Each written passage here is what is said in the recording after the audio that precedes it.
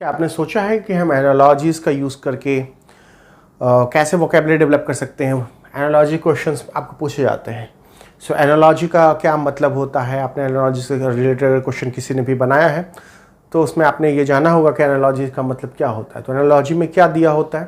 Analogy में 2 words दिए होते हैं और उनमें आपको एक रिलेशनशिप पकड़ना होता है। ये रिलेशनशिप आपका बेस बताता है।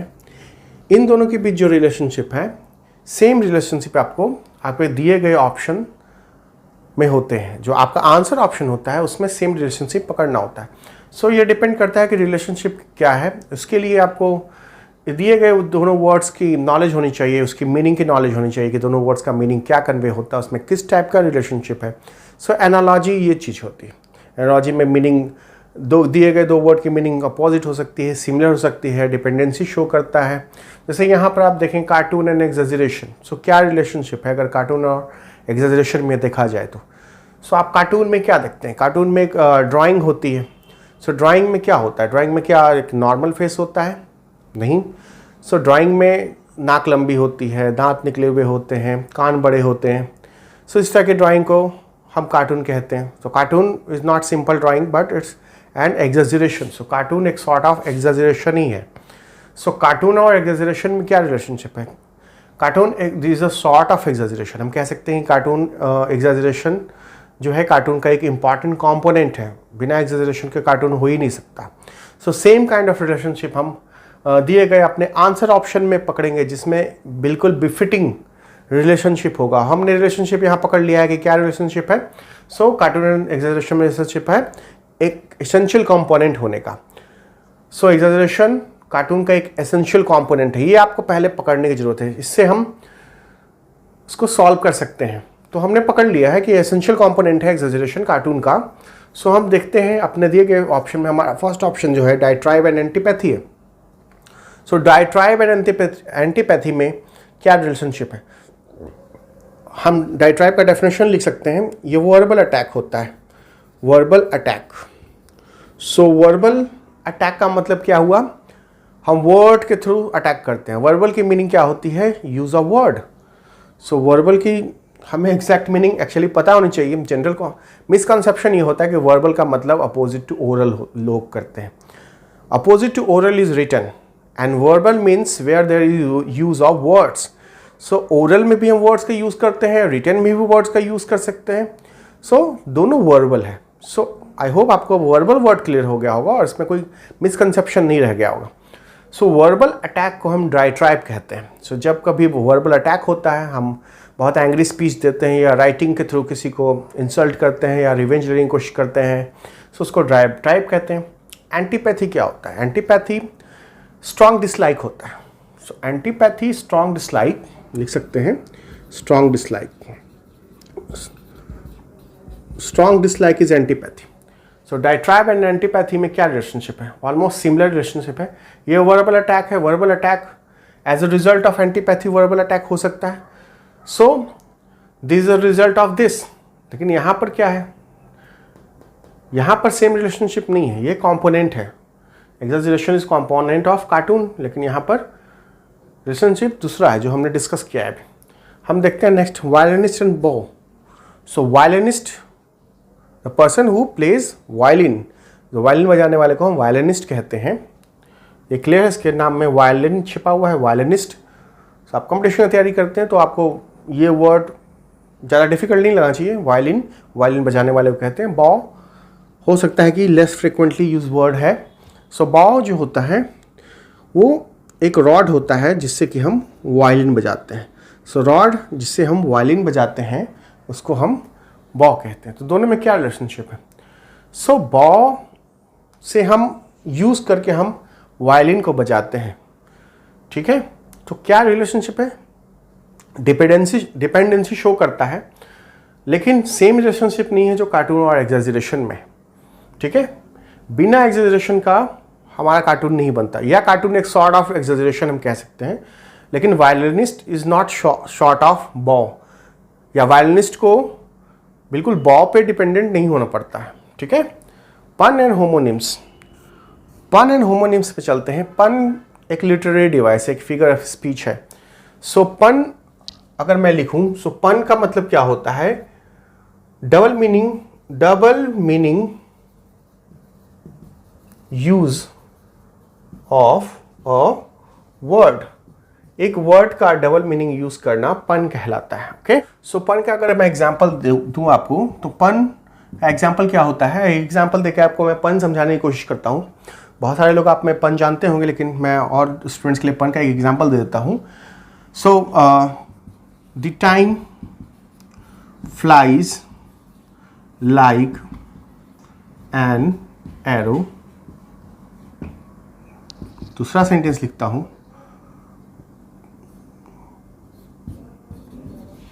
fruit flies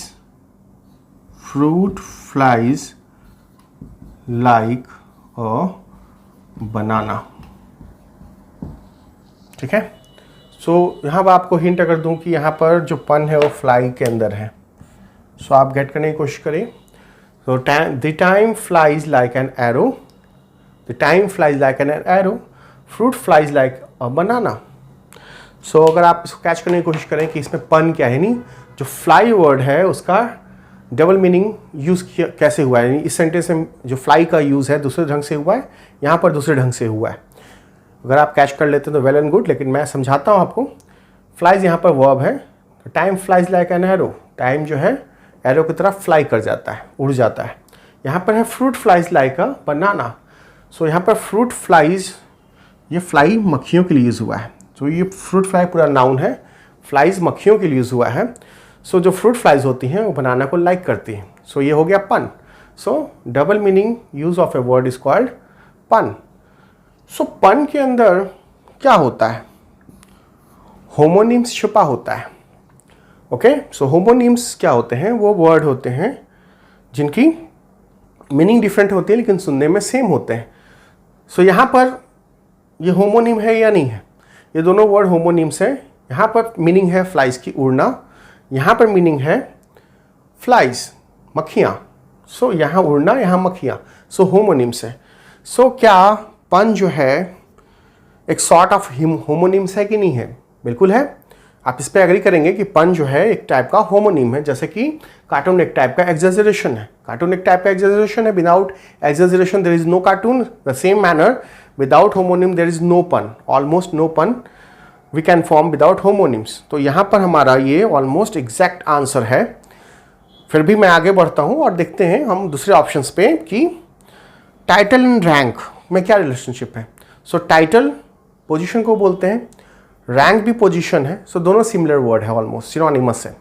सो सिनोनिमस है, लेकिन यहाँ पर डिपेंडेंसी नहीं है, कंपोनेंट नहीं है, जैसा कि यहाँ और यहाँ कंपोनेंट है।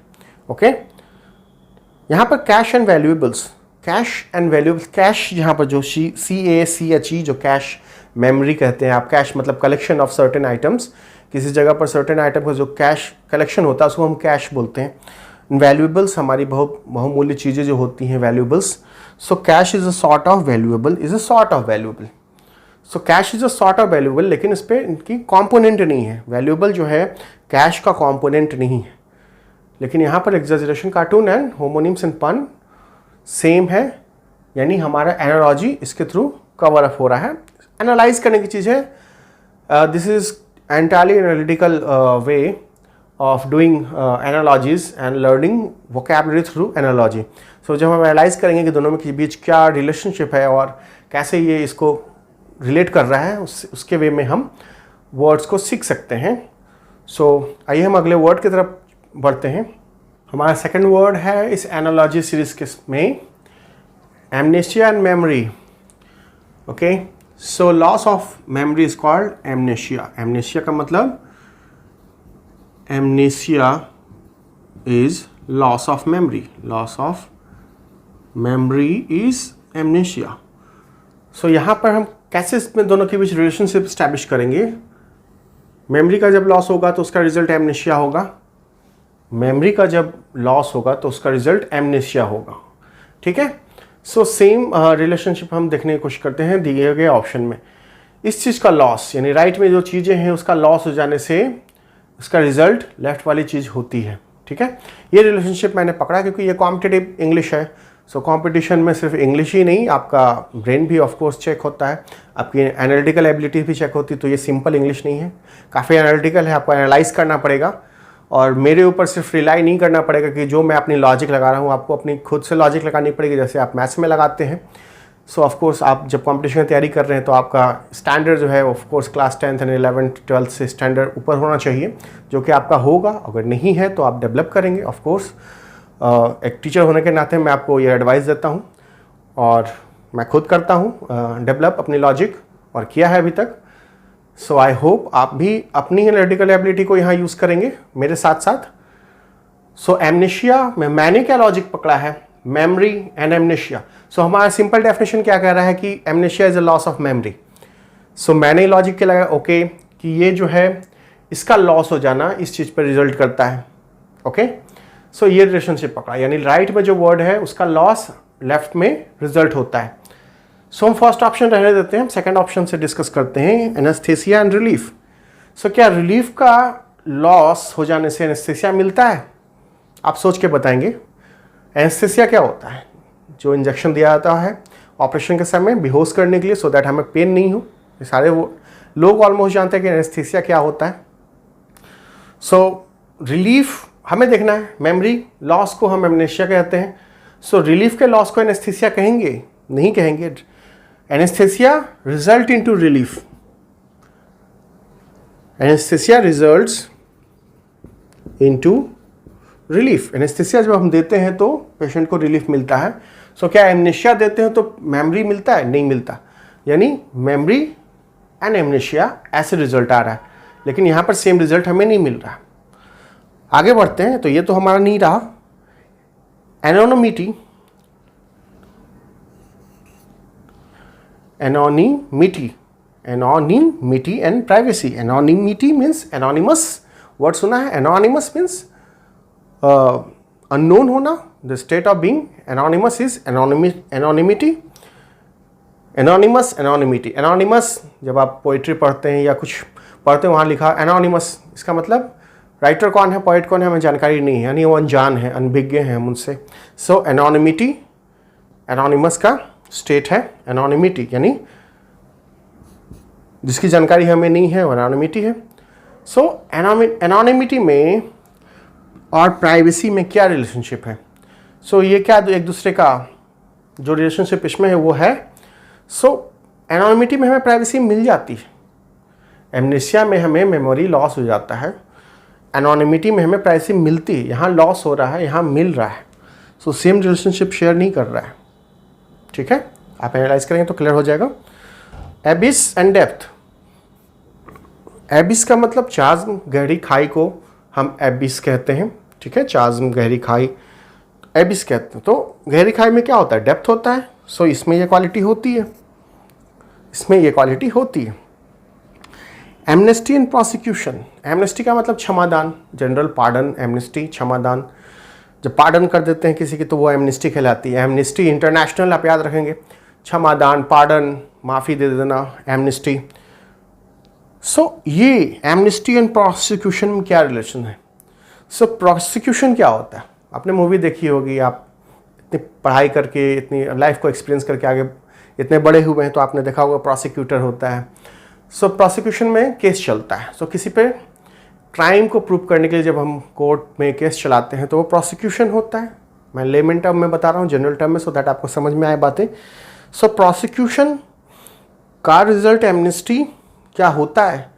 होता है स्लाइटली हम अगर देखें तो, लेकिन हमें सेम रिलेशनशिप फाइंड करना थोड़ा ट्रिकी है यहाँ पे। प्रोसिक्यूशन की कमी क्या एमनेस्टी है? नहीं, क्योंकि जरूरी नहीं है कि हम क्षमादान करें तभी प्रोसिक्यूशन बंद होगा।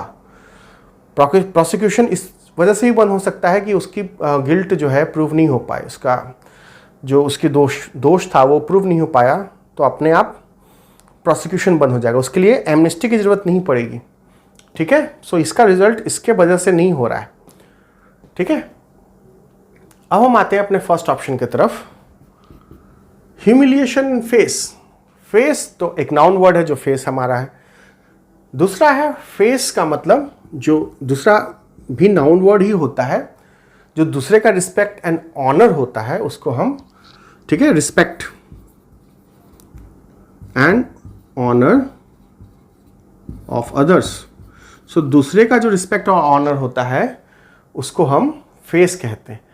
सो फेस की जब कमी हो जाएगी तो ह्यूमिलिएशन होगा। सेम रिलेशनशिप कैच हो रहा है। फेस की जब कमी हो जाएगी तो ह्यूमिलिएशन होगा। ह्यूमिलिएशन आई होप सबको समझ में आता है, इंसल्ट। सो फेस की कमी, ह्यूमिलिएशन, जो कि डायरेक्ट रिलेशनशिप है। सो मैंने सारे वर्ड्स एनालाइज कर लिया आपको और हम इस नतीजे पे पहुंचते हैं, ठीक है। सो इस टाइप के क्वेश्चन में ऑफकोर्स आपको एनालॉजी पकड़ने के लिए तो अपना ब्रेन लगाना पड़ेगा, एनालिटिकल एबिलिटी डेवलप करनी पड़ेगी इंग्लिश के साथ साथ। सिर्फ इंग्लिश वर्ड जानते हुए ही आप इसको कैच नहीं कर सकते हैं। So it's quite tricky. फिलहाल मैं आपको एनालॉजी का यूज़ करके वर्ड डेवलप करा रहा हूँ। जैसा कि मैं फिर से रिपीट करना चाहूँगा, वीडियो नंबर 5 है मेरा मिशन 500 वर्ड, जिसमें मैं वोकैबुलरी इंप्रूव करा रहा हूँ। जिसने भी आप में से जिस किसी ने भी मेरा पहला वीडियो नहीं देखा है मेरे चैनल पे, और मैंने जो लिंक प्रोवाइड किया है इस वीडियो के साथ, उस पर आप जाके उन वर्ड्स को देख सकते हैं। डिफरेंट वे में मैंने आपके वोकैबुलरी इंप्रूव कराने की कोशिश की है अलग अलग वीडियोज़ में। कभी मैंने वर्ड लैडर कराया है, कभी सिनोनिम्स करवाया है, कभी एंटोनिम्स करवाया है। तो इस तरीके से मैंने आपकी वोकैबुलरी को इम्प्रूव कराने की कोशिश की है। आज मैं एनालॉजीज के थ्रू आपकी वोकैबुलरी को इम्प्रूव कराने की कोशिश कर रहा हूँ और मेरी कोशिश जारी रहेगी। और 500 वर्ड्स में डिफरेंट तरीके से कोशिश करूँगा कि आप सभी जो है लर्नर, उनको एक वोकैबुलरी बैंक स्ट्रांग बन जाए, और बिना रोट लर्निंग के, बिना रटे हुए, बिना कुछ ट्रिक से, कुछ प्रैक्टिस करके, कुछ अलग अलग तरीके से, जो कि सिर्फ रट के नहीं बल्कि कुछ टेक्निक लगा के, मेरी ये कोशिश रहेगी